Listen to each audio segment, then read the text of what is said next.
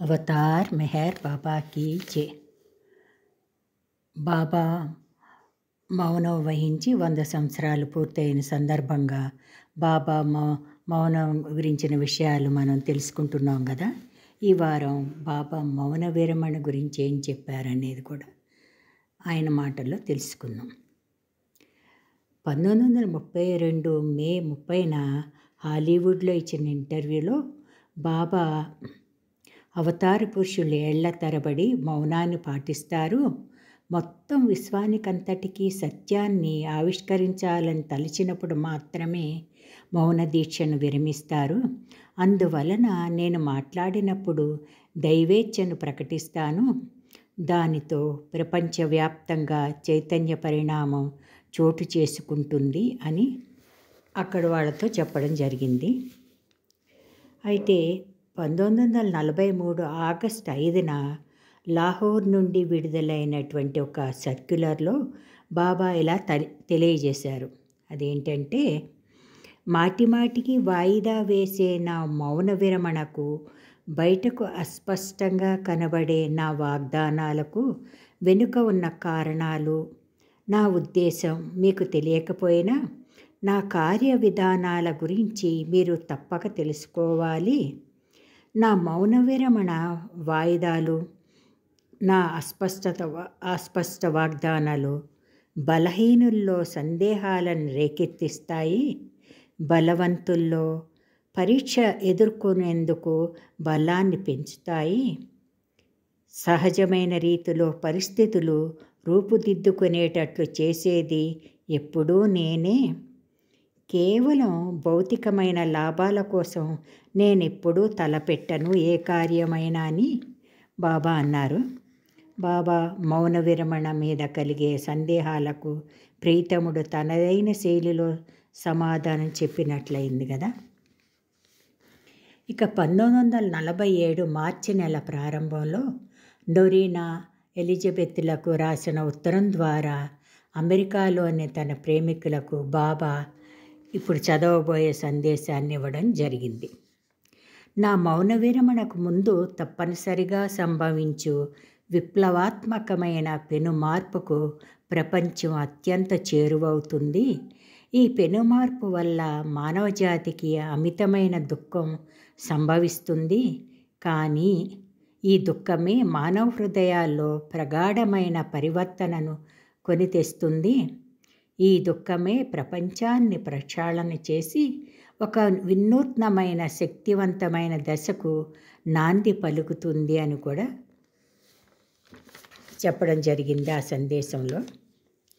ఇక 1952 April 25న myrtle beach సెంటర్లో బాబా ఉన్నప్పుడు అక్కడ ఉన్నవారిలో ఒకరు, బాబా ఈ పశ్చిమ దేశ పర్యటనలోనే మీరు మౌనాన్ని విడిచిపెడతారా అని అడుగుతారు. బాబా దానికి సమాధానంగా ఇలా చెప్తున్నారు. భగవంతుని అనంత మౌనాన్ని అనుభూతి పొందే వారికి తప్ప భగవంతుడు నిత్యము మౌనంగానే ఎవరికీ కనపడకుండా వినబడకుండా తన పనిని చేస్తూనే ఉన్నాడు. నా మౌనమే మాట్లాడలేకపోతే నాలుకతో చేసే ప్రసంగాల వల్ల ఉపయోగం ఏముంటుంది? నేను మాట్లాడడం విశ్వమంతా వినబడాలని దైవం కోరుకున్న మరుక్షణం నేను మౌనం విరమించేటట్లా భగవంతుడే చేస్తాడు అని కూడా చెప్పారు. ఇక 1953 జూన్ మాసంలో బాబా డెహ్రాడూన్లో ఉన్నప్పుడు కూడా మాటల సందర్భంలో ఎరిచితో ఈ విధంగా చెప్పడం జరిగింది. భగవంతుని సాక్షిగా నిజాయితీతో చెప్తున్నాను, చెప్పలేనంతగా పూర్తిగా విసిగిపోయాను నేను. అలాగే మౌన విరమణ కొరకు ఎదురు చూస్తూ ఉన్నాను.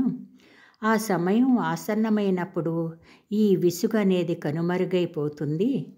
నేనెంతగా విసిగిపోయానంటే అప్పుడప్పుడు నాకు ఈ మౌనం నుండి ఎప్పుడు విముక్తి లభిస్తుందో, ఈ ప్రపంచం కూడా ఎప్పుడు స్వేచ్ఛ పొందుతుందోనని నేను విస్మయం చెందుతూ ఉంటాను అని తన మౌనం పట్ల తనకు కలిగిన విసుగుదలను కూడా వ్యక్తం చేయడం జరిగింది.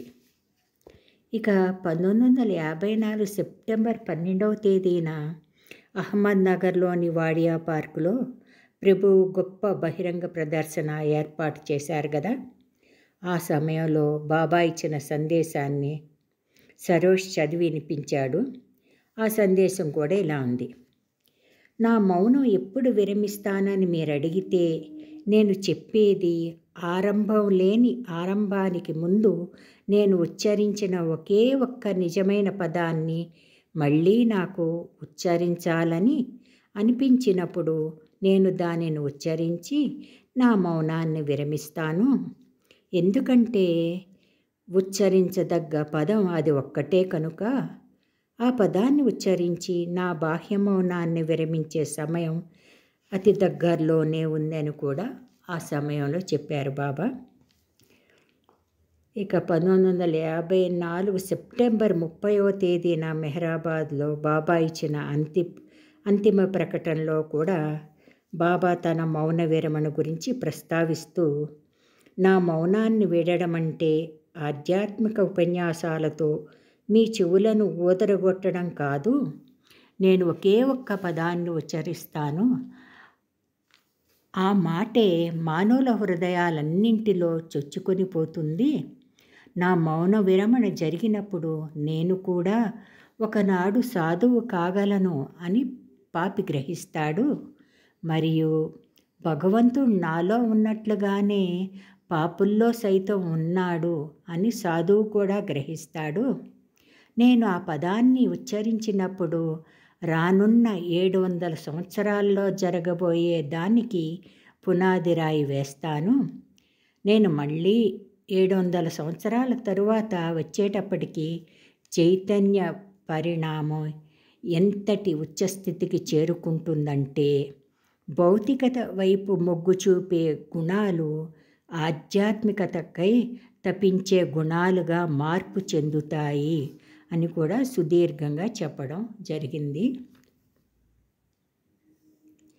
ఇక నా దివ్యావిష్కారం నా మౌన విరమణతో ముడిపడి ఉందని నేను అన్నప్పుడు ఆ మౌన విరమణ శబ్దాడంబరంతో ఉంటుందని ప్రజలు ఆశించకూడదు. నేను పదములకెల్ల పదమైన ఆది శబ్దాన్ని ఉచ్చరిస్తాను. నేను భగవంతుడను అన్న అనుభవాన్ని పొందేందుకు సిద్ధంగా ఉన్న వాళ్లకు ఈ పదం సూటిగా అందింపబడి వారికి ఆ ఉన్నత స్థితిని కలగజేస్తుంది అని కూడా బాబా ఒక సందర్భంలో చెప్పారు. ఇక 1959 డిసెంబర్లో మెహరాజాదులో ప్రభువు ఈ విధంగా సెలవు ఇవ్వడం జరిగింది. దివ్య వాక్కులో నేను మౌనం విరమించినప్పుడు దివ్య వైభవం అనే దశ ప్రారంభమవుతుంది. నేను ఉచ్చరించే ఆ దివ్య వాక్కు మానవుని మనసులోనూ హృదయాల్లోనూ భగవంతుని అస్తిత్వాన్ని నిస్సందేహంగా ధృవీకరిస్తుంది. ఆ వాక్కు భగవంతుడు ఉన్నాడు అనేదే కాకుండా శాశ్వతంగా అనంతంగా ఉన్నది భగవంతుడు ఒక్కడు మాత్రమే అన్న వాస్తవాన్ని ప్రపంచం తెలుసుకునేటట్లు చేస్తుంది అని కూడా బాబా చెప్పారు. ఇక 1963 ఏప్రిల్లో నేను మౌనం విరమించినప్పుడు మానవాళికి ఒక త్రోపి ఇవ్వబడుతుంది. చివరికి రాళ్ళు కూడా గంతులు వేస్తాయి, అంటే నాట్యం చేస్తాయి. ఆ తరువాత 700 సంవత్సరాల పాటు నేను బ్రహ్మానందంలో ఉంటాను అని కూడా చెప్పారు. 1963 గురుప్రసాదలో ఉన్నప్పుడు బాబా అంటున్నారు ఇట్లా: ఇది అవతార యుగం. నేను మౌనం వహించినందున నా ఈ అవతారం ఒక ప్రత్యేకతను సంతరించుకుంది. నేను మౌన విరమణ చేయడానికి 9 నెలల ముందే శాస్త్ర విజ్ఞానం, దైవీ వ్యతిరేక శక్తులు తారాస్థాయికి చేరుకుంటాయి. దానిని బట్టి నా అవతార ప్రకటీకరణ కూడా మహోన్నతంగా ఉంటుంది. లక్షల సంఖ్యలో ఆటం బాంబులు పేలినంత శక్తివంతంగా ఉంటుంది. నేను మౌన విరమణ చేసినప్పుడు నేనెవరో అనుభవంలోకి వచ్చి ప్రపంచమే కుదిపివేయబడుతుంది. ఆ కుదుపు ప్రభావం వల్ల ప్రపంచం ఆధ్యాత్మిక అలసత్వం నుండి బయటపడి నన్ను ప్రేమించే దారి మరియు నాతో సంబంధం కలిగి ఉన్న వారి హృదయ ద్వారాలు ఒక్క త్రోపుతో తెరుచుకోబడతాయి. నేను మౌన విరమణ చేసినప్పుడు ఇది వరకెన్నడూ జరగనటువంటిది జరుగుతుంది అని కూడా బాబా సెలవిచ్చారు. అయితే బాబా ఒక సందర్భంలో ఇలా చెప్పడం కూడా జరిగింది. నేను మౌన విరమణ చేసినప్పుడు నేనెవరో తెలుసుకొని ప్రపంచం నా దగ్గరకు వస్తుంది. నేను మౌన విరమణ చేసిన తరువాత నా దగ్గరకు రావడంలో సమ్మోహనపరిచే విషయం ఏముంది? ఇప్పుడు నా దగ్గరకు వచ్చేవారే ధన్యులు అని ఘంటాపదంగా బాబా చెప్పారు. ఇక నేను మౌన విరమణ చేసినప్పుడు భౌతికంగా ఏకకాలంలో 7 వేరు చోట్ల ఉంటానని కూడా బాబా సెలవిచ్చారు.